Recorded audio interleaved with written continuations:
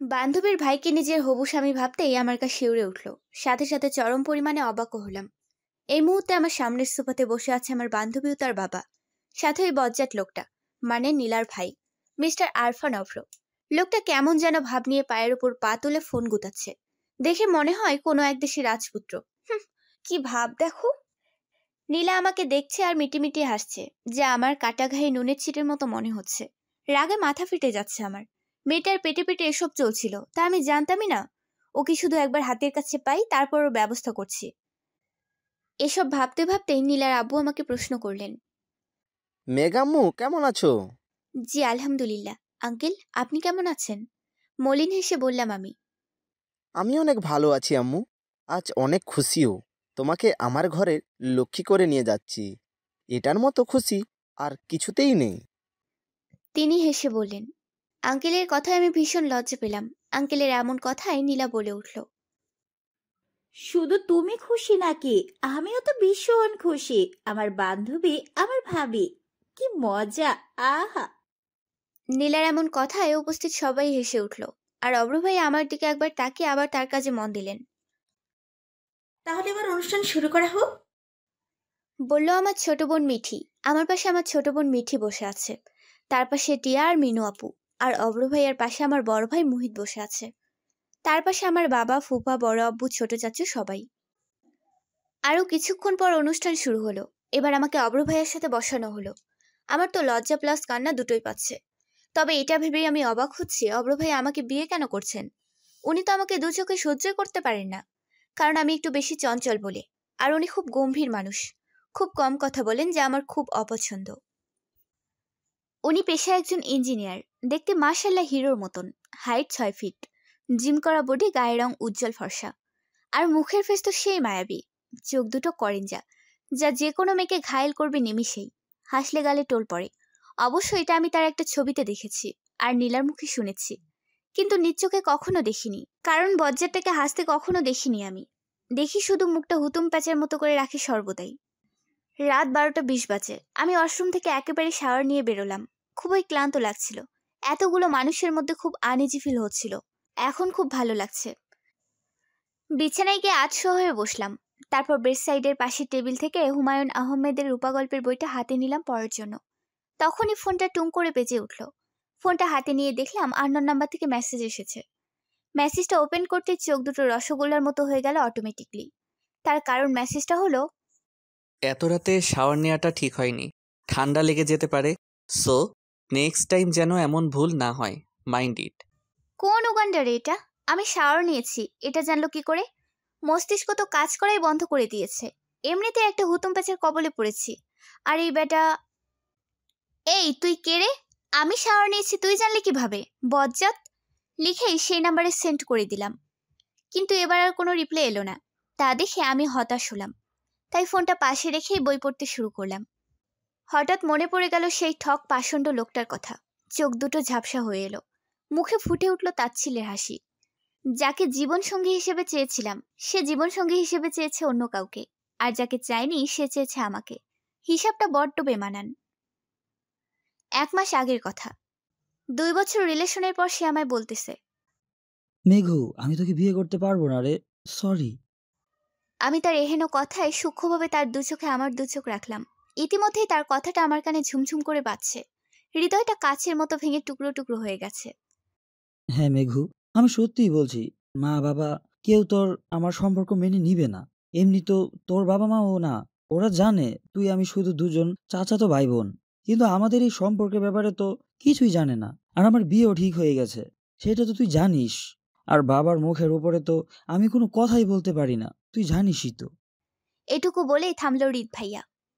আমি এতক্ষণ শুধু তার কথাগুলোই শুনে গেলাম, কোনো প্রতিবাদ করলাম না। মেঘু, কিছু বল। তুমি কি আমায় ভালোবাসো হৃদ ভাইয়া? হ্যাঁ বাসি। শুধু বাসি? প্লিজ আমায় ভুল বুঝিস না আমার মেঘু। না, কেন ভুল বুঝবো তোমায়? এখন ঠিকই বুঝছি। আগে ভুল বুঝতাম। তাচ্ছিলের হাসি দিয়ে বললাম আমি। মেঘু। প্লিজ হৃদ ভাইয়া, আমায় মেঘু বলে ডাকবেন না। আমার নাম মেঘা। আর মেঘু বলে ডাকার অধিকারটা শুধু আমার প্রিয় মানুষটার, আপনার না। তুই এটা বলতে পারলি মেঘু? প্লিজ মেঘু বলে ডাকবেন না। মেঘা আমার নাম। আর এখন থেকে আপনি আমার চাচাতো ভাই, আর আমি আপনার চাচাতো ছোট বোন। আশা করি কি বলেছি বুঝতে পেরেছেন। বলেই ছাদ থেকে নেমে গেলাম আমি। রুমে গিয়ে দরজা লাগিয়ে দরজার পাশে বসে পড়লাম। ডুকরে কেঁদে উঠলাম। কি বললো হৃদ ভাইয়া? সে আমাকে বিয়ে করতে পারবে না? তাহলে কেন আমাকে ভালোবাসা শিখালো? তার মায়ায় কেন জড়ালো এই আমাকে? 2 বছরের সব স্মৃতিকে এত সহজে ভোলা যায়? না, যায় না। তবে আমি ভোলার চেষ্টা করব। আর যাই হোক, নিজেকে কখনো কষ্ট দেব না। যে আমাকে কষ্ট দিয়েছে আমি তাকে কষ্ট দেব। হ্যাঁ, হৃদ ভাইয়াকে তার অপরাধের শাস্তি দেব। এসব মনে মনে বলেই চোখ মুছে উঠে দাঁড়ালাম। এরপর থেকে হৃদ ভাইয়ার সামনাসামনি হলে কথা বলতাম না, তাকে এড়িয়ে চলার চেষ্টা করতাম। কিছুদিন হলো তিনি কিছু কাজের জন্য দেশের বাইরে গেছেন। এসব ভাবতে ভাবতে ঘুমিয়ে গেলাম। সকালে আড়মোড়া ভেঙে ঘুম থেকে উঠলাম। ফোনটা হাতে নিতেই দেখলাম সেই আননোন নাম্বার থেকে মেসেজ এসেছে, যা মেজাজটাকে বিগড়ে দিল। কাল থেকে তাড়াতাড়ি ঘুম থেকে উঠবা আর নামাজ পড়বা, মাইন্ড ইট। মেসেজটা দেখেই মাথা ঘুরে গেল। এই লোকটা জানলো কিভাবে আমি দেরিতে ঘুম থেকে উঠি? ই আবার কোনো পেতাত্তা নয় তো? না হলে এত কিছু জানে কিভাবে? কথাটা ভাবার মতো। এখন নিজের চুল নিজেরই ছিঁড়তে ইচ্ছে করছে। হাতটা ছাড়ুন প্লিজ, লাগছে খুব। হাতটা এবার ভেঙেই দেবেন নাকি? হ্যাঁ, সামান্য একটা কথার জন্য আপনি এমন কেন করছেন? পাগল নাকি আপনি? You know who I am? দাঁতে দাঁত চেপে বললেন অভ্র ভাইয়া। হ্যাঁ হ্যাঁ, জানি জানি কে আপনি। আপনাকে চিনব না তো কাকে চিনব? মুখ বাঁকিয়ে বললাম আমি। এবার তিনি আগের চেয়ে দ্বিগুণ জোরে আমার হাতটা চেপে ধরলেন। আমি ব্যথায় কুকিয়ে উঠলাম। প্লিজ হাতটা ছেড়ে দিন না, আর জীবনেও এমন কথা বলবো না, প্লিজ। এবার তিনি আমার দিকে শীতল দৃষ্টিতে কিছুক্ষণ তাকিয়ে আমার হাতটা ছেড়ে দিলেন। আমি হাত ছাড়িয়ে দৌড়ে ভার্সিটিতে ঢুকে পড়লাম। ক্যাম্পাসের বকুল গাছের তলায় বসে আছে নীলা সহ আমাদের ফ্রেন্ডস গ্রুপ। ওদের কাছে গিয়ে দাঁড়িয়ে জোরে জোরে কয়েকটা বড় নিঃশ্বাস নিলাম। হাতটা চোখের সামনে ধরতেই বুকটা ছেদ করে উঠল। হাতটা ওই মিস্টার অভ্রর 5টা আঙুলের দাগ বসে গেছে। সেই দাগটা লাল বর্ণ ধারণ করেছে, জ্বলছেও খুব। ইচ্ছে করছে ওই রাক্ষসটার নাকটা কেটে টিকটিকির লেজে ঝুলিয়ে দেই। সবাই আমার দিকে বড় বড় চোখ করে তাকিয়ে আছে। কিরে, তোরা এমন ভাবে আমার দিকে তাকিয়ে আছিস কেন? মনে হয় আমাকে এই প্রথম দেখলি? হাতে ফু দিতে দিতে বললাম আমি। মেঘা, তোর নাকি বিয়ে ঠিক হয়ে গেছে, তাও আবার আমাদের ক্রাশের সাথে, না মানে অব্র ভাইয়ার সাথে। বলল জেরিন। তার সাথে তাল মেলালো রিনি, বিভা, অর্পাও। তো আজই তো বলতে এলাম কাল বিয়ে ঠিক হয়েছে। এই এই, তোরা আমার ভাবিকে এত হয়রান করিস না তো। এমনিতেই উনি হয়রান হয়ে এলেন। দুষ্ট হেসে বলল নীলা। আমি কঠোর দৃষ্টিতে নীলার দিকে তাকালাম। ও আমায় দেখে একটা শুকনো ঢোক গিলল। এই নীলা পেতনির জন্যই এত কিছু। আহারে নদী, এতই যখন ভাবির জন্য দরদ, তো ওখান থেকে আমাকে একা ফেলে কেটে পড়লি কেন? ওর পাশে বসে ওর কান চেপে ধরে বললাম আমি। আহ, লাগছে মেঘা, সরি। ওমা, এখন ভাবি থেকে মেঘা হয়ে গেলাম? তুই আমার বান্ধবী, প্লিজ কানটা ছাড়, ব্যথা পাচ্ছি তো। এই, তোরা জানিস এই পেতনি কি করেছে? ওর নাক বোচা বাদর ভাইটার গলায় আমার মতো মুক্তোর মালা ঝুলিয়ে দিয়েছে। নীলার কান ছিঁড়ে দিয়ে বললাম আমি। জানি আমরা, নীলা আমাদের সব বলেছে। বলল রিমি। কি, তাহলে তোরা আগে থেকে এসব জানতি? রিমি, বিভা, জেরিন, অর্পা সবাই একসাথেই বলে উঠল। কি, তোরা এত বড় বেইমানি করলি আমার সাথে? রে, আর আমরা তো তোর ভালোর জন্যই এই বেইমানিটা করলাম। তোরা জানিস আমার বিষয়ে সব, তাও তোরা? কাঁদো কাঁদো কণ্ঠে বললাম আমি। হ্যাঁ, কিন্তু আমরা যা করেছি সেটা ভালোই করেছি। বলল নীলা। তোর ভালোর গুষ্টি কিলাই, পাই পাই করে হিসাব রাখবো তোরা আমার কি ভালো করলি। বলে বড় বড় পা ফেলে ক্লাসে গেলাম। নীলা, তোর ভাবিজি মনে হয় রাগ করেছে, তুই গিয়ে রাগটা ভাঙিয়ে দিস কেমন? বলল জেরিন। চল তোরা। বলেই সবাই ক্লাসের দিকে গেল। তোরা আমার ভালো করতে গিয়ে যে খারাপটাই করেছিস তা আমি পই পই করে বুঝতে পেরেছি। ওই রাক্ষসটা এবার আমার গোস্ত কেটে তেলে ভেজে ফ্রাই করে খাবে। মনে মনে বলতে বলতে ক্লাসে ঢুকলাম। 1 ঘন্টা আগের কথা। ভার্সিটি যাওয়ার জন্য রুম থেকে বেরিয়ে নিচে নামতেই দেখলাম নীলা সোফায় বসে আছে। কিরে, তুই এখন এই সময়ে? কেন আসতে পারি না বুঝি?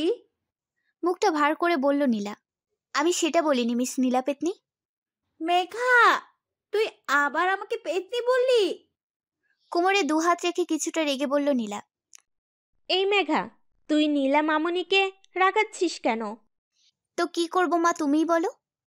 ও তোর হবু ননদিনী, তাই ওকে আদর যত্ন খাতির কর। আমার খেয়ে দিয়ে কাজ নেই তো আর যে ওকে খাতির করতে যাব? বলে নীলার দিকে তাকিয়ে ভেংচি দিয়ে দিলাম আমি। আন্টি দেখো মেঘা কি বলছে। বলে মা চলে গেল, সাথে আমরাও তার পিছে পিছে গেলাম। এরপর দুজনে খেয়ে বেরিয়ে পড়লাম। রাস্তার মোড়ে আসতেই আমাদের সামনে একটা গাড়ি দাঁড়ালো। গাড়িটা দেখে বুঝতে পেরেছি এটা অভ্র বান্দরের গাড়ি। গাড়িতে ওঠো। এটুকু বলে চুপ গেল অভ্র ভাইয়া। নীলা গিয়ে পেছনের সিটে বসলো, সাথে আমিও পেছনের সিটে বসতে যাব অমনি অভ্র ভাইয়া বলে উঠল, মিস মেঘা, আপনার কি আমাকে ড্রাইভার মনে হয়? হ্যাঁ, তো আপনি যেহেতু ড্রাইভ করছেন সেহেতু আপনি ড্রাইভারই। বলে জিভ কাটলাম। এ কি বলে ফেললাম আমি? অগ্নি দৃষ্টিতে আমার দিকে তাকালো অভ্র ভাইয়া। আমি কোনো কথা না বাড়িয়ে তার পাশে গিয়ে বসে পড়লাম। নয়তো উনি আমাকে মাথায় তুলে আছাড় মারবে, আর নয়তো মাঝ রাস্তায় গাড়ি থেকে নামিয়ে দেবে। কিছুক্ষণ পর ভার্সিটি পৌঁছাতেই নীলা চট করে নেমে ভার্সিটিতে ঢুকে পড়ল। আমি ওর এমন ব্যবহারে থ হয়ে গেলাম। তারপর নিজে গাড়ি থেকে নামতে নিলে হাতে টান পড়ল। মাথা ঘুরিয়ে পেছন ফিরে দেখলাম অভ্র ভাই আমার হাত চেপে ধরে আছে। আমি ভয়ে একটা শুকনো ঢোক গিললাম। কি কি কি কি কি করছেন? একটু আগে আমায় যেন তুমি কি বলেছিলে? চোখের সানগ্লাসটা চোখ থেকে নামিয়ে বললেন তিনি। ড্রাইভার বলেছি। এটুকু বলেই তিনি আমার হাতটা খুব জোরে চেপে ধরলেন। তারপরেরটুকু তো আপনারা জানেনই। ভার্সিটিতে ক্লাস করাকালীন কারোর সাথে একটুও কথা বলিনি। ক্লাস শেষে একাই ভার্সিটি থেকে বেরিয়ে বাড়ি চলে এসেছি। এখন বেলকুনিতে দাঁড়িয়ে কফি খাচ্ছি। বিকেল 4:30 বাজে। আকাশটা আজ ভীষণ মেঘ করেছে। বড় বড় সাদা তুলোর ন্যায় মেঘগুলো কালো কয়লার ন্যায় ধারণ করেছে। মনে হয় এক্ষুনি ভয়ঙ্কর ঝড়ো হওয়া শুরু হবে। শো শো করে বালু মিশ্রিত ঠান্ডা বাতাসগুলো গ্রিল ছেদ করে আমার সর্বাঙ্গ ছুঁয়ে যাচ্ছে। গায়ের লোমকূপগুলো জেগে উঠেছে ঠান্ডা বাতাসের স্পর্শে। কেঁপে কেঁপে উঠছি মাঝে মাঝে। মনটা কেমন যেন আনচান করছে, কিন্তু কেন এমন হচ্ছে তার কারণ আমি খুঁজে পাচ্ছি না। হঠাৎই আমার এমন হয়, বিশেষ করে সেদিনের পর যেদিন হৃদ ভাইয়া আমাকে রিজেক্ট করেছিল। হৃদ ভাইয়াকে আমি অনেক ভালোবাসতাম। সেদিন ওনার কথাগুলো শোনার পর আমার পুরো দুনিয়াটা অন্ধকার হয়ে গিয়েছিল। মানসিকভাবে অনেকটা বিধ্বস্ত হয়েছিলাম, কিন্তু তার মধ্যেও নিজেকে সামলে নিয়ে স্বাভাবিক হয়ে সবার সাথে মিশে হেসে খেলে বেরিয়েছিলাম। কিন্তু মনের ভেতরটায় তখন রক্তক্ষরণ হচ্ছিল। হৃদয়টা কাচের ন্যায় ভেঙে টুকরো টুকরো হয়ে গিয়েছিল। এখন আমার একটাই প্রশ্ন, এই ভাঙা হৃদয় কি জোড়া লাগবে কখনো? শুনেছি ভাঙা হৃদয় জোড়া লাগে না। তাহলে? এসব ভাবছি তখনই চেয়ারে রাখা ফোনটা টুং করে বেজে উঠল। ফোনটা হাতে নিয়ে দেখলাম সেই আননোন নাম্বার থেকে মেসেজ। মেসেজটা পড়েই আমার চোখ দুটো রসগোল্লার মতো বড় বড় হয়ে গেল। যাকে আমি ভালোবাসি না, যাকে আমি দু চোখেই সহ্য করতে পারি না, তাকে স্বামী হিসেবে কিভাবে মানব? কিভাবে? উত্তরটা দিতে পারিস মিঠি? আপু, তুই এসব কি বলছিস বলতো? অপর ভাইয়া কোন দিক দিয়ে খারাপ বলতো, যে তাকে তুই দুই চোখে সহ্য করতে পারিস না? জানি না রে, বাট ওনার চালচলন মুড এসব আমার একদমই পছন্দ না। তুমি সবসময় পারফেক্ট মানুষকে পছন্দ করো, নিজের যাকে ভালো লাগে তাকে প্রাধান্য দাও কেন বলো তো? হৃদ ভাইয়া তো তোমার পছন্দের মানুষ ছিল, এখনো কি সে তোমার পছন্দের মানুষ আছে? বা ভালোবাসার তোমার যাকে ভালো লাগে না তাকে অন্য কারো ভালো লাগতেই পারে, হয়তো বা ভীষণ। তোমার অপছন্দের মানুষটাকে যদি অন্য কারো ভালো লাগে, তাহলে তোমাকে সেই মানুষটার ভালো দিক ভালো গুণ সব প্রত্যক্ষভাবে পর্যবেক্ষণ করতে হবে। তারও কিছু স্বভাব, কিছু ভালো লাগা, তার মনের কথাগুলো তোমায় বুঝতে হবে। তবেই তুমি সেই মানুষটার প্রতি বিরক্ত হবে না, তার প্রতি তোমার একটা মুগ্ধতা তৈরি হবে। সবসময় একটা মানুষ তোমার সামনে যা দেখায় ভেতরে তো সে তেমন নাও হতে পারে। একটা বড় নিঃশ্বাস ছেড়ে কথাগুলো বলল মিঠি। আমি অবাক হয়ে মিঠির কথাগুলো শুনে যাচ্ছি। এতটুকু একটা মেয়ে, অথচ তার কথাগুলোর অর্থ বিশাল। আসলে এই কথাগুলো একদমই ঠিক। মেয়েটা অনেক বুঝদার। এতটা বুঝদার হয়তো আমিও না। ঠিক বলেছিস। হয়তো আমি একটু বেশি নেগেটিভ ভাবি অব্র ভাইয়ার ব্যাপারে। মিহি কণ্ঠে বললাম আমি। আপু, আমার অ্যাসাইনমেন্ট লেখা বাকি আছে, আমি গেলাম। বলেই চলে গেল মিঠি। মিঠি মেয়েটা ছোট থেকেই বড্ড শান্তশিষ্ট, বুদ্ধিমতী আর সহনশীল। এবার মিঠি ইন্টার সেকেন্ড ইয়ারে উঠবে, আর আমি অনার্স সেকেন্ড ইয়ারে উঠব। 2 বছরের ছোট বড় আমরা, অথচ দুজনেই বন্ধু। কেউ বলবে না আমরা দুজন বোন, সবাই বলবে আমরা বন্ধু। না চেহারায় মিল, না ব্যবহারে, আর না আচরণে। আপুরে, প্রিয় মানুষটাকে হারানোর যন্ত্রণা যেমন তুই ভোগ করছিস, তেমন আমিও। ভালোবাসার মানুষটাকে নিজের চোখের সামনে অন্য কারো হতে দেখা বড্ড কষ্টকর, বলতে গেলে ভয়ঙ্কর এক গুমরানো যন্ত্রণা।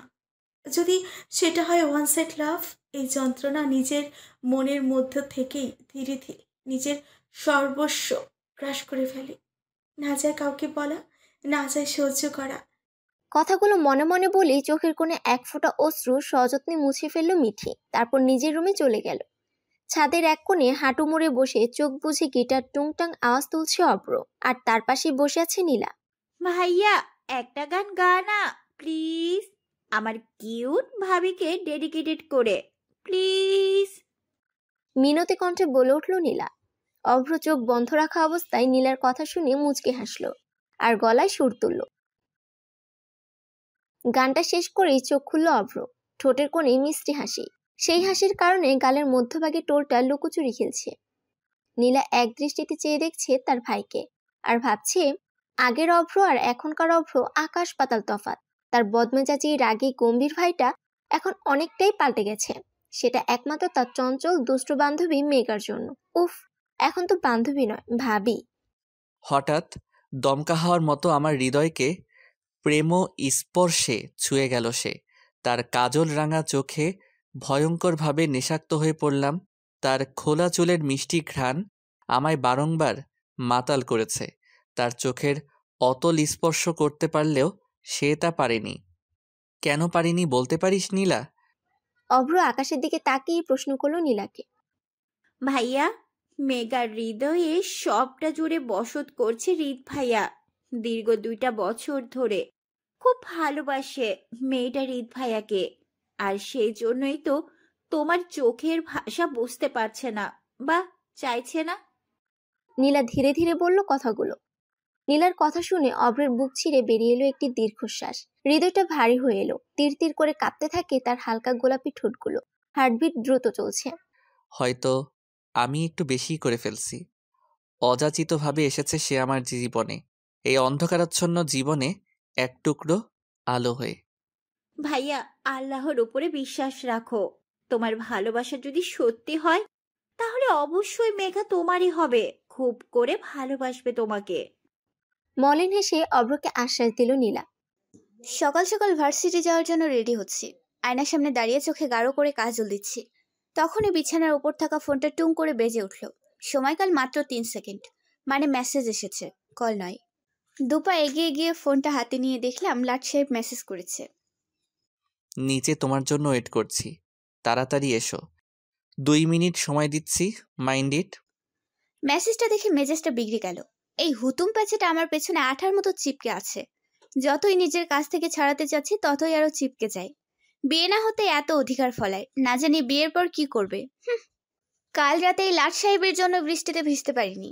সোজাসুজি মেসেজে লিখেছে, খবরদার বৃষ্টিতে ভেজার কথা মনেও আনবে না। আর যদি বৃষ্টিতে ভিজো তাহলে কালকের কথা তো মনেই আছে তোমার।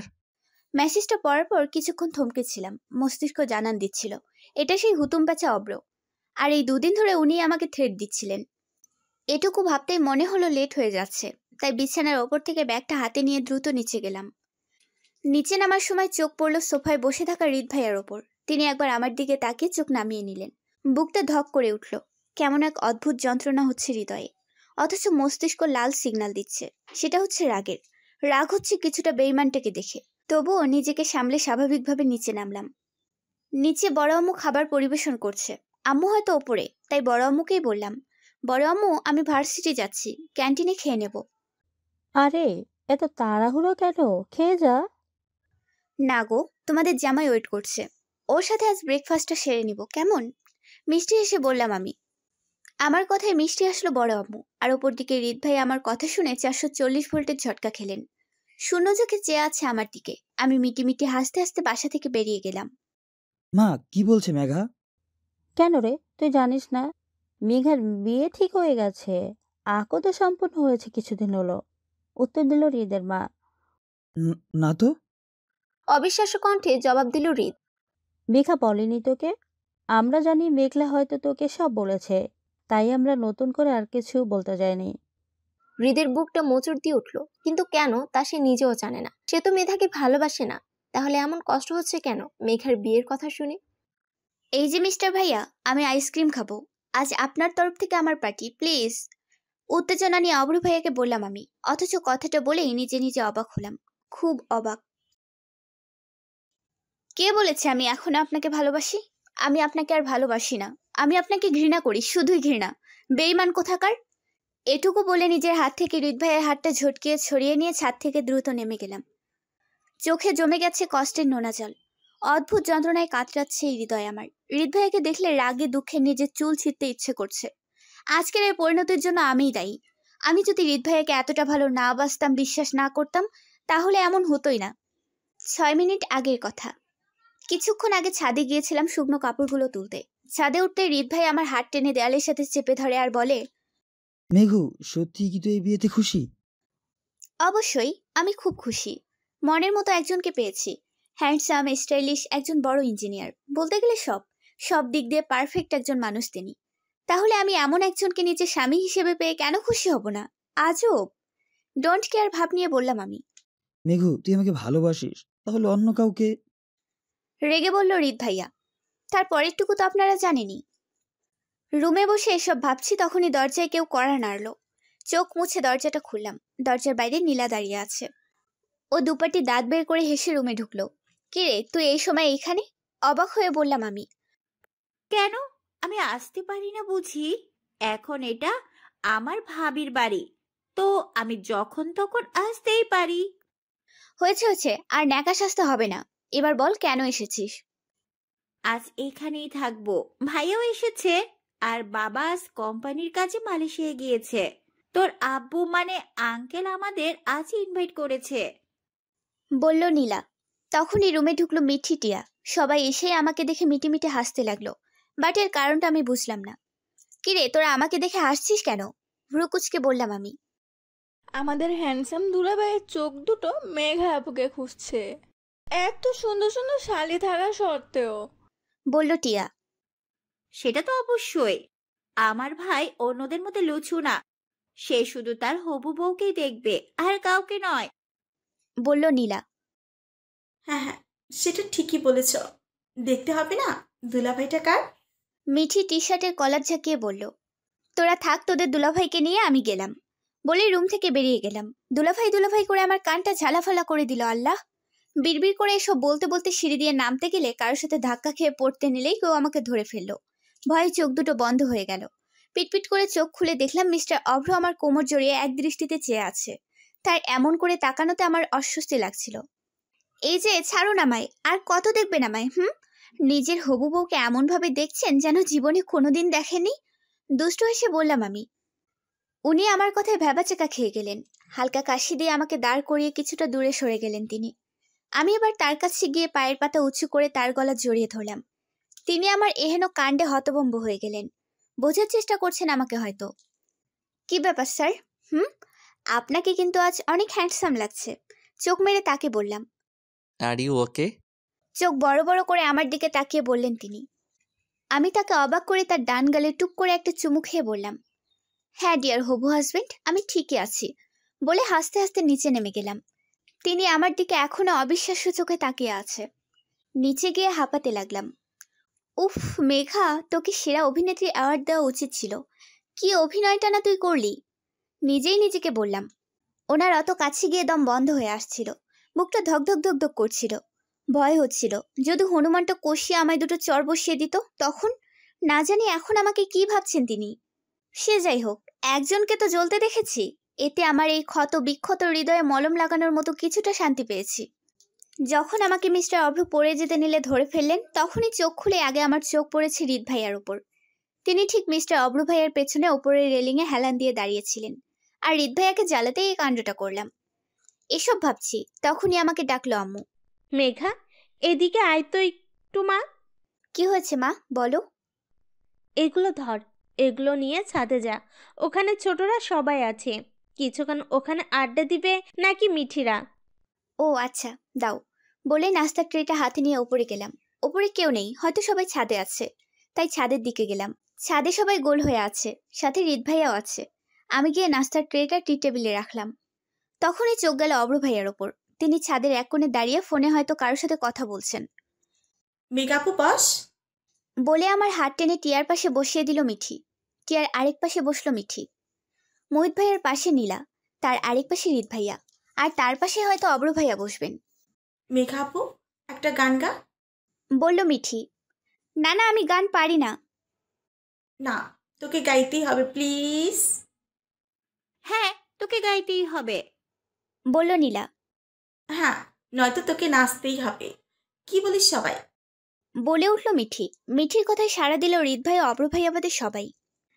এই না না, আমি গান গাবো, বাট নাচতে পারবো না, প্লিজ। তোরা তো জানিসই আমি নাচতে পারি না, মিনতি কণ্ঠে বললাম আমি। তাহলে গান গাওয়া স্টার্ট কর। তোর গান দিয়েই আড্ডা শুরু হোক। বলল নীলা। চোখ বুজে গলায় সুর তুললাম। দিল কা দরিয়া বে হি গয়া, इश्क इबादत बन ही गया, खुद को मुझे तू सब दे, मेरी जरूरत तू बन गया, बातें दिल की नजरों ने की, सच के रहा तेरी कसम, तेरे बिन अब न लेंगे एक भी दम, तुझे कितना जाने लगे हम, तेरे बिन अब न लेंगे एक भी दम, तुझे कितना জানে লাগে হাম। গান শেষ হতেই সবাই হাততালি দিতে লাগলো। আমার চোখ গিয়ে পড়লো অব্র ভাইয়ার ওপর। তিনি অবাক দৃষ্টিতে চেয়ে আছেন আমার দিকে। আমি তার দিক থেকে চোখ সরিয়ে নিলাম। অভ্র অবাক হয়ে তার প্রেয়সীকে দেখছে। পুরো স্তব্ধ হয়ে গেছে সে মেঘার গান শুনে। গানটা অভ্রর আগে থেকে খুব পছন্দের, আর না চাইতেও আজ সে তার প্রিয় গানটা প্রিয় মানুষটার মুখে শুনলো। অনুভূতিটা পুরোপুরিভাবে অন্যরকম। জিজু, এসো এখানে, বলল টিয়া। উনি এসে বসলো হৃদ ভাইয়ার পাশে। জিজু, একটা গান গাও না প্লিজ, আপুকে ডেডিকেট করে। বলল মিঠি। হ্যাঁ ভাইয়া, প্লিজ। বলল নীলা।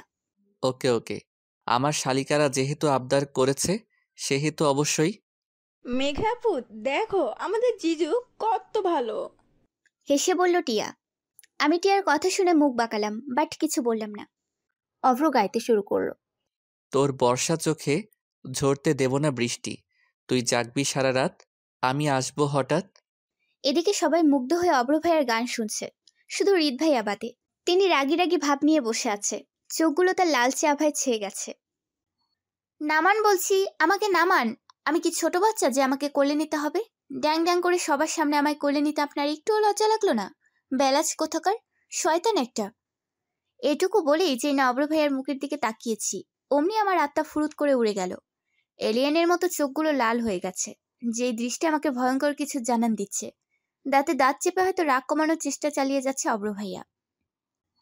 সিঁড়ি বেয়ে রুমে নিয়ে গিয়ে রুমের দরজাটা ঠাস করে বন্ধ করে দিয়ে বিছানার দিকে এগোলো অব্র ভাইয়া। তা দেখে আমি একটা শুকনো ঢোক গেলাম। কেন রাগের মাথায় এত প্যাচর প্যাচর করতে গেলাম? এখন কি হবে? আল্লাহ রক্ষা করিও আমায় এই হনুমানটার হাত থেকে। হঠাৎ আমাকে ধপাস করে বিছানায় ছুঁড়ে ফেলে দিল অব্র হনুমানটা। ব্যথায় কুকিয়ে এক প্রকার চিৎকার দিলাম আমি। কোমরটা হয়তো আর আস্ত নেই, হাড় হুড্ডি যা আছে সব হয়তো গুঁড়ো হয়ে গেছে। ব্যথায় কান্না করে দিলাম আমি। রাগে দুঃখে নিজের চুল ছিঁড়তে ইচ্ছে করছে, সাথে ওই অভ্রটারও। চোখ বুজে কান্না করছি। হঠাৎ কারো উষ্ণ নিঃশ্বাস আমার মুখের ওপর। চট করে চোখ খুলে যা দেখলাম তাতে আমার চোখগুলো অটোমেটিকলি রসগোল্লার মতো হয়ে গেছে। কারণ অব্র ভাই আমার খুব কাছে, 2 ইঞ্চির মতো ফাঁক আছে আমাদের মধ্যে মাত্র। আব্বা ভাইয়া আপনি? আর কিছু বলতে পারলাম না। তার আগে অব্র ভাইয়া তার ঠোঁটে আমার ঠোঁট মিলাই দিল। আমি তো অবাকে চরম সীমায় পৌঁছে গেছি। হঠাৎ তিনি আমার ঠোঁট রুডলি কামড় দিতে লাগলো। ব্যথায় ছটপট করতে লাগলাম। এতে তিনি আরো দ্বিগুণ জোরে জোরে আমার ঠোঁট কামড়াতে লাগলেন। চোখের কোণ বেয়ে ব্যথার বহিঃপ্রকাশ ঘটছে। গলা কাটে মুরগির মতো ছটপট করতে লাগলাম, কিন্তু তার এতে কোনো ভাবান্তর নেই। তিনি আরামসে আমার ঠোঁট কামড়ে চলেছেন। কিছুক্ষণ পর অভ্র রাগ কমে গেল। সফটলি কিস করতে লাগলো। তার মায়াপরীকে ডুবে গেল তার মায়াপরীর উষ্ণ গোলাপি ঠোঁটগুলোতে। প্রায় 4 মিনিট পর ছাড়লো মেঘাকে। দুজনেই বড় বড় নিঃশ্বাস নিচ্ছে। অভ্র নিজেকে খুব করে কন্ট্রোল করার চেষ্টা করছে। অব্র হনুমানটার কাছ থেকে ছাড়া পেয়ে দৌড়ে বিছানা থেকে নেমে বাইরে যেতে নিব, অমনি পেছন থেকে অব্র ভাই আমার হাত টেনে তার বুকের সাথে আমার পিঠ মিশিয়ে নিল। কিছুটা কেঁপে উঠলাম আমি। ছাড়ুন আমাকে, ছাড়ুন বলছি, কেঁদে কেঁদে বললাম আমি। অমনি আমার চুলগুলো এক সাইড করে ঘাড়ে তার থুতনি রাখলেন। কেমন লাগলো মিসেস মেঘা? নিশ্চয়ই ফিলিংসটা জোস ছিল। এমন ফিলিংস আরও আসবে তোমার জীবনে যদি তোমার এই হবু বরটাকে রাগাও। কিছু করার আগে তার পরিণামটা আগে ভেবে দেখিও যান। বলে আমার কাঁধে একটা কিস করে দরজা খুলে হনহন করে চলে গেলেন তিনি। আমি এখনো স্ট্যাচু হয়ে আছি।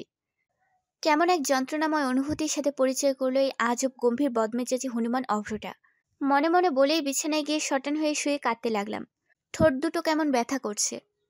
কিছুক্ষণ আগে সবাই আড্ডা শেষ করে নিচে যাবার জন্য উঠে পড়লো, সাথে আমিও। কিন্তু উঠতে গিয়ে ওমাগো বলে নিচে বসে পড়লাম। কি হয়েছে আপু, বসে পড়লে যে? পায়ে ব্যথা পেলে কিভাবে? আমার পাশে এসে বলল মিঠি। পায়ের রক টান মেরেছে হয়তো। আমার হাতের ওঠার চেষ্টা করো। বলে মিঠি আমার হাত ধরে ওঠাতে চেষ্টা করলে পুনরায় উঠতে নিলে আবার বসে পড়লাম। উঠতে গেলে ব্যথায় বসে পড়ছি। এবার এগিয়ে এলো রিত ভাইয়া। রিত ভাইয়া বলল, তোর তো ছোটবেলা থেকেই বেশিক্ষণ বসে থাকলে পায়ের রগ টান মারে। আয়, আমি তোকে রুমে নিয়ে যাচ্ছি। বলেই আমাকে ধরতে যাবে পাজা কোলে নেয়ার জন্য। তখনই সামনে এসে দাঁড়ালো অভ্র ভাইয়া আর বলল, থাক থাক ভাইয়া, আর কত সেবা করবেন বোনের? এবার তো তার হবু স্বামীকে একটু সেবা করার সুযোগ দিন। অনেক করেছেন আমার হবু বউয়ের জন্য, তার জন্য আমি অনেক কৃতজ্ঞতা প্রকাশ করছি। বলতে বলতে আমাকে পাজা কোলে তুলে নিল অভ্র ভাইয়া। আমি অবাক হয়ে তাকালাম রিত আর অভ্র ভাইয়ার দিকে। সবাই আমাদের দেখছে আর মিটিমিটি হাসছে, যা দেখে আমার রাগে মাথা ফেটে যাচ্ছে। সিঁড়িতে নামতে লাগলেই বলতে লাগলাম, তার পরেরটুকু তো আপনারা জানেনই।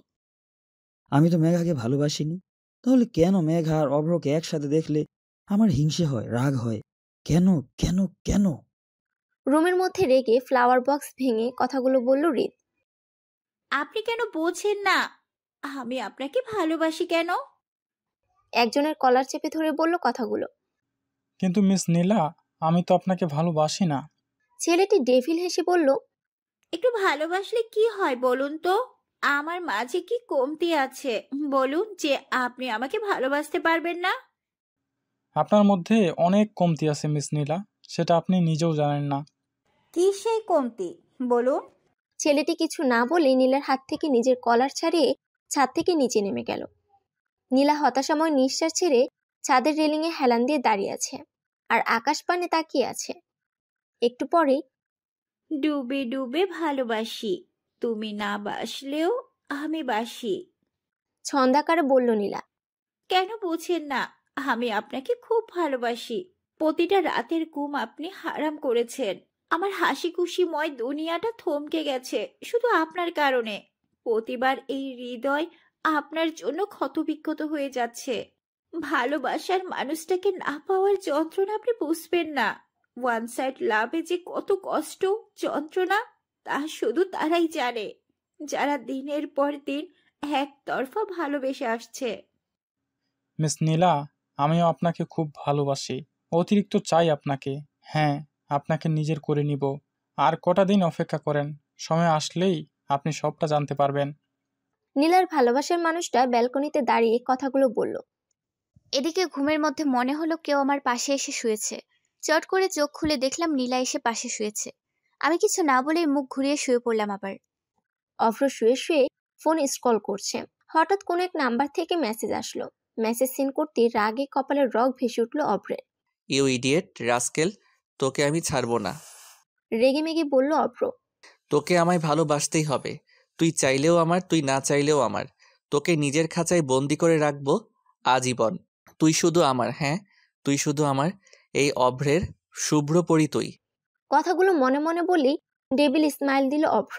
একের পর এক সিগারেট ছাতে দাঁড়িয়ে ফুঁকে যাচ্ছে অভ্র। সিগারেটের বিষাক্ত ধোঁয়া অভ্রকে ঘিরে রয়েছে। রাত প্রায় 11টা বাজে, কিন্তু অভ্রর চোখে ঘুম নেই, তাই তো ছাদে দাঁড়িয়ে আছে। সঙ্গী হিসেবে আছে তার সিগারেট। মেঘাকে কাল অনেক কষ্ট দিয়েছে অভ্র, এতে অবশ্য মেঘার দোষ ছিল। মেঘা তখন যদি অভ্রকে ওসব উল্টোপাল্টা কিছু না বলতো, তাহলে হয়তো অভ্রের না রাগ উঠতো না মেঘার শাস্তি পেতে হতো। কাল রাত থেকে এ পর্যন্ত মেঘার সাথে কথা হয়নি অভ্রের। আজ সকালে মেঘাদের বাসা থেকে ফিরেছে অভ্র ও নীলা। নীলাকে বাসায় রেখে অভ্র অফিসে চলে গেছে। একেবারে রাত 9টায় বাসায় ফিরে সে। ফ্রেশ হয়ে নীলা সহ ডিনার করে ছাদে আসে অভ্র। মাথায় তার এখনো রাগ টকবক করছে কাল রাতে সেই পিকগুলো দেখে, যেখানে মেঘা রিত সহ বৃষ্টিতে ভিজছে, হাত ধরে রাস্তা পার হচ্ছে, দুজনে দুজনের দিকে তাকিয়ে আছে, কখনো বা দুজনে কড়া রোদে এক ছাতা নিচে দাঁড়িয়ে আছে। আর এই টপিকগুলো একটা আননোন নাম্বারে সেন্ড করা হয়েছে অভ্রের ফোনে। তবে অভ্র জানে এটা কার কাজ, তাই তার মাথায় রাগ চড়ে যায়। পিকগুলো দেখে হৃদয়টা অদৃশ্য বর্ষণে ঝরতে থাকে, আর অক্ষত হৃদয়টা ক্ষত বিক্ষত হয়ে রক্তক্ষরণ হচ্ছে। এসব শুধু অভ্র বুঝতে পারছে, অন্য কেউ নয়। কানে ইয়ারফোন গুজে রুমে শুয়ে আছি, মনটা একটুও ভালো নেই। একজন হলো হৃদ বেঈমান, আর একজন হলো হনুমান খাটাস এলিয়েন অভ্র। এই দুজনেই হয়তো আমাকে পাবনার মেন্টাল হসপিটালে পাঠানোর প্ল্যান করছে। একজন ভালোবাসার নাম করে ঠকালো, আর একজন হবু বর বলে যা ইচ্ছে তাই করছে। কাল অভ্র ভাইয়ের ব্যবহারে আমি খুব কষ্ট পেয়েছি। মানুষটা না যতটা মুগ্ধ করছে আমায়, তার চেয়ে দ্বিগুণ বিষিয়ে দিচ্ছে এই হৃদয়। একজনকে ভালোবেসে শুধু ধোকাটাই হয়তো আমার প্রাপ্য ছিল। এসব ভাবতে ভাবতে কখন যে ঘুমিয়ে পড়েছি তা মনেই নেই। আড়মোড়া ভেঙে ঘুম থেকে উঠে গিয়ে আগে বেলকনিতে গেলাম। ইতিমধ্যেই সূর্যের মিষ্টি আলো ছড়িয়ে পড়েছে চারিপাশে। গ্রিল ভেদ করে মিষ্টি এক ফালি রোদ এসে পড়েছে আমার কপালে। পাখির কিচিরমিচিরও শোনা যাচ্ছে, সাথে মৃদু বাতাস বইছে। শুভ্র সতেজ আবহাওয়ায় একটা লম্বা নিঃশ্বাস নিলাম। সব মিলিয়ে এক অমায়িক সৌন্দর্যে সেজে উঠেছে প্রকৃতি। হঠাৎ চোখ যায় বেলকনির এক কোণে পড়ে থাকা একটা গোলাপের তোড়া, সাথে একটা গিফট বক্স। অবাক হয়ে দুপা এগিয়ে ফুলের তোড়া আর বক্সটা হাতে তুলে নিলাম। উল্টে পাল্টে দেখলাম কোনো নাম মেনশনের কার্ড নেই। এতে আরো বেশি আশ্চর্য হলাম। কে আমাকে গিফট দিতে যাবে? গিফট দেওয়ার মতো মানুষ এই মুহূর্তে আমার কেউ নেই। তবে তাজা গোলাপের ঘ্রাণ নাকে লাগাতেই এক অদ্ভুত অনুভূতির সৃষ্টি হলো। ফুলগুলোতে নাক গুজে দিয়ে ঘ্রাণ নিতে থাকলাম। লাল টকটকে গোলাপগুলোর রূপ সৌন্দর্য যেন উতলে পড়ছে। হঠাৎ করে কি জানি হলো, তাই গোলাপের তোড়া থেকে একটা ফুল ছিঁড়ে কানে গুজে দিলাম। বক্সটা আর ফুলের তোড়াটা পাশের টেবিলে রেখে দুহাত গিরিলে মুঠিবদ্ধ করে আকাশের পানে চেয়ে রইলাম, আর গলায় সুর তুললাম। ভেঙে মোর ঘরের চাবি নিয়ে যাবি কে আমারে, ও বন্ধু আমার, না পেয়ে তোমার দেখা একা একা দিন যে আমার কাটে না রে।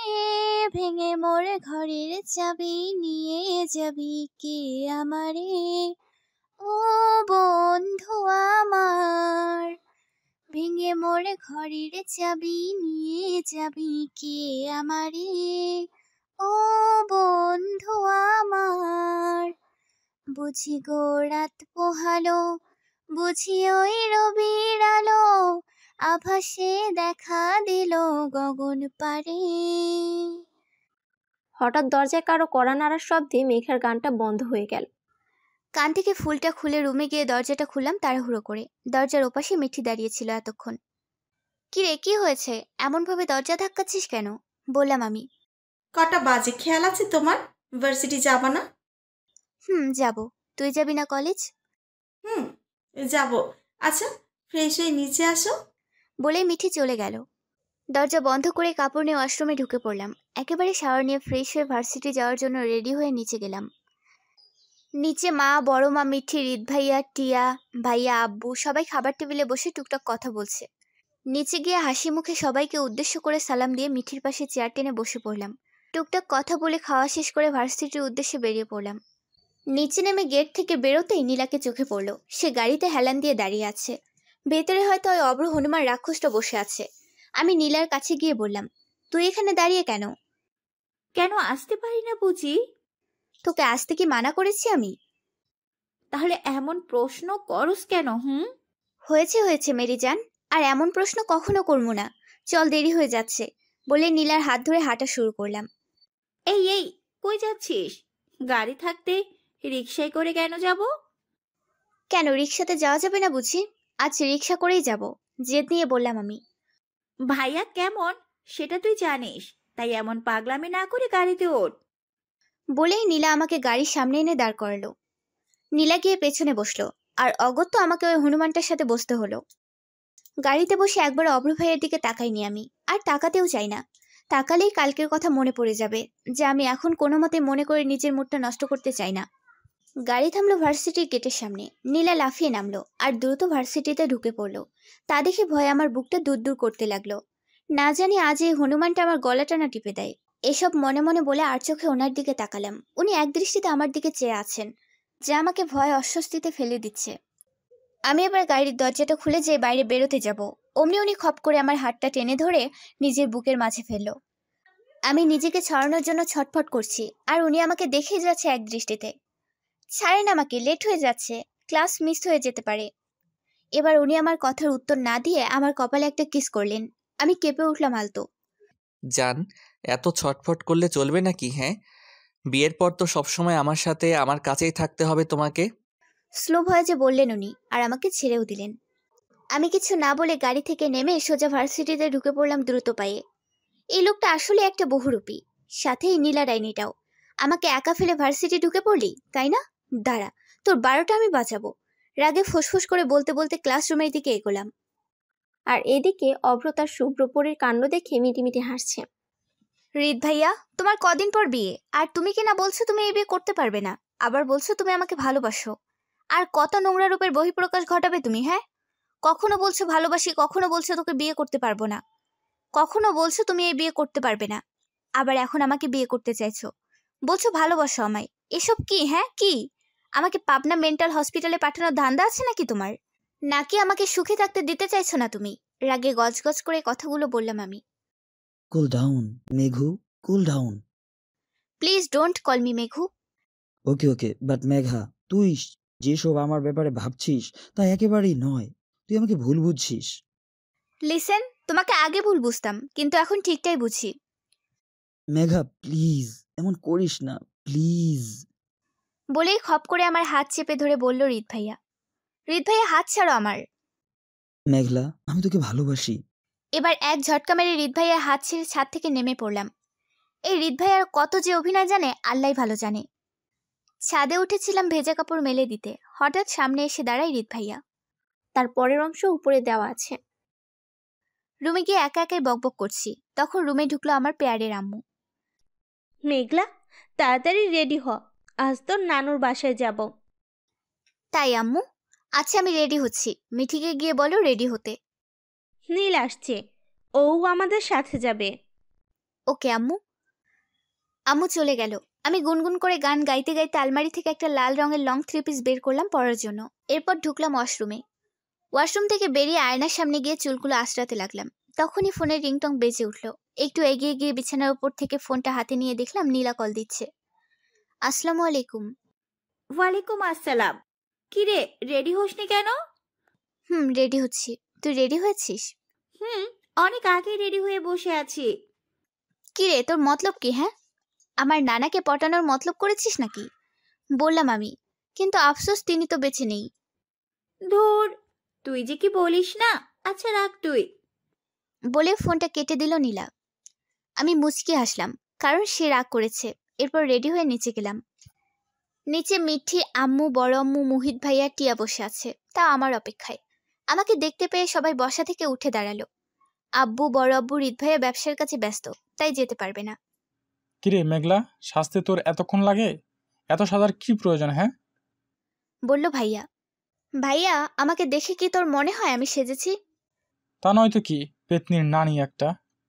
আমি পেতনি না, তোর বউ পেতনি, তোর শালি পেতনি, তোর শালা প্রেত ভূত। কিছুটা রেগে বললাম আমি। এই, তোদের বকবক বন্ধ করে আয়।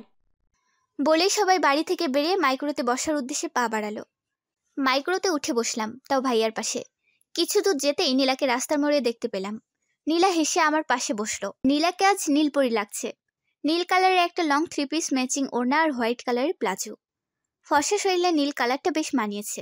কানে স্টোনের একজোড়া দুল, চোখে কাজল, আর ঠোঁটে হালকা পিঙ্ক কালারের লিপ বাম, আর চুলগুলো ঝুটি করা। আমি মেয়ে হয়ে নীলার ওপর বেশ বড়সড় একটা ক্রাশ খেলাম।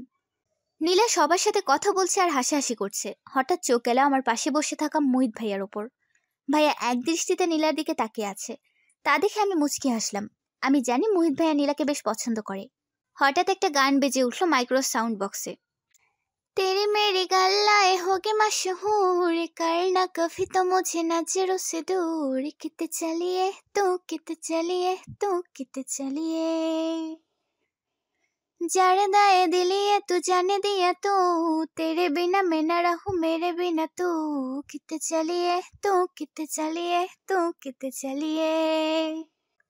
গানটা শুনে আমার মনটা খুব খারাপ হয়ে গেল। মনে পড়ে গেল শেহনাজ গিল আর সিদ্ধার্থ শুক্লার কথা। ইস, দুজন দুজনকে পাগলের মতো ভালোবাসতো। বিশেষ করে শেহনাজ গিল। উনি তো সিদ্ধার্থ শুক্লা বলতে পাগল ছিল। এমন ভালোবাসার বহিঃপ্রকাশ আমি এর আগে কোনো জুটির মধ্যে দেখিনি। হঠাৎ সেদিন সিদ্ধার্থ শুক্লার মৃত্যুর সংবাদ শুনে মিনিট দুয়েক থমকে গিয়েছিলাম। মাথায় শুধু একটা কথাই ঘুরপাক খাচ্ছিল, যে সিদ্ধার্থের মা আর শেহনাজের কি হবে। এখনো তাদের কথা খুব মনে পড়ে, খুব। এসব ভাবছি, হঠাৎ নীলার কথায় ভাবনার জগৎ থেকে বেরোলাম। মেঘা, তোকে আজ লাল ড্রেসে লাল পরি লাগছে। আমার ভাই আজ হার্ট অ্যাটাক না করে। কানে কানে বলল নীলা। দূর, চুপ থাক পেতনি, আমাকে পরি নয়, তোকে পরি লাগছে। নীল ড্রেসে নীল পরি। এ আর পাম মারিস না বোন। নীলা পেতনি, তুই জানিস আমি মিথ্যা বলি না। ভালো হয়ে যাও মেঘলা, ভালো হয়ে যাও। বিয়ের পর কিন্তু এই পেতনির অর্ডার মতো চলতে হবে। আফটার অল আমি তোমার হবু ননদিনী। দুষ্ট হেসে বলল নীলা। আমি না, তুই আমার অর্ডার মেনে চলবি, দেখিস। আমার এই কথায় নীলা খিলখিল করে হাসতে লাগলো, আর আমি হাঁ করে ওর দিকে তাকিয়ে আছি। আমি তো হাসির মতো কিছুই বলিনি, তাহলে এই পেতনিটা হাসতেছে কেন? দীর্ঘ 1.5 ঘন্টা পর নানুর বাসায় পৌঁছালাম। বাসায় পৌঁছে সবাই আমাকে ঘিরে ধরলো, এটা ওটা বলে লজ্জা দিতে লাগলো। তোর হবু হাজবেন্ড কেমন রে? দেখতে মাশাআল্লাহ সেই। তুই এই বিয়েতে খুশি তো? তোর হবু বর কেমন কেয়ারিং? বিয়েতে সাজগোজের প্ল্যান কি? ইত্যাদি। মাথাটা পুরো ভনভন করতে লাগলো। সবার প্রশ্ন এড়িয়ে নীলাকে নিয়ে ওপরে গেলাম, ফ্রেশ হয়ে নিলাম। ফ্রেশ হয়ে নিচে আসলাম, সব কাজিন মিলে আড্ডা দিচ্ছি ড্রয়িং রুমে। নীলাকে সবাই কম বেশি চিনলেও আমার বড় মামার ছেলে রিয়ান ভাইয়া চেনেন না, কারণ তিনি কিছুদিন হলো আমেরিকা থেকে দেশে ফিরেছেন লেখাপড়া শেষ করে। রিয়ান ভাইয়া আমার ছোটবেলার ক্রাশ ছিলেন। দেখতে হ্যান্ডসাম খুব, কথাবার্তা চলন ফিরন সব দিক দিয়ে তিনি বেস্ট। কিরে মেঘলা, উনি কে? চিনলাম না তো। বলল রিহান ভাইয়া। আমার বান্ধবী নীলা, আর আমার হবু ননদ। হেসে বললাম আমি, যদিও ননদ মানি না বান্ধবী ছাড়া। ও আচ্ছা, তো মিস নীলা কেমন আছেন? আলহামদুলিল্লাহ ভাইয়া, আপনি? হেসে বলল নীলা। আমিও আলহামদুলিল্লাহ ভালোই। তো কিসে পড়েন আপনি? আমি মেঘার সাথে এক ক্লাসে পড়ি। আপনি? আমি আমেরিকা থেকে পড়ালেখা শেষ করে দেশে ফিরলাম সবে কয়েকদিন হলো। ও আচ্ছা। আচ্ছা, তোমার বাসায় কে কে আছেন? বাবা, ভাইয়া আর আমি। কেন, আপনার মানে? না, 5 বছর আগে তিনি গত হয়েছেন। অস্বস্তি নিয়ে বলল নীলা। সরি মিস নীলা, আমার এমন প্রশ্ন করা ঠিক হয়নি। ইটস ওকে ভাইয়া। তো তোমায় একটা প্রশ্ন করতে পারি? বলুন।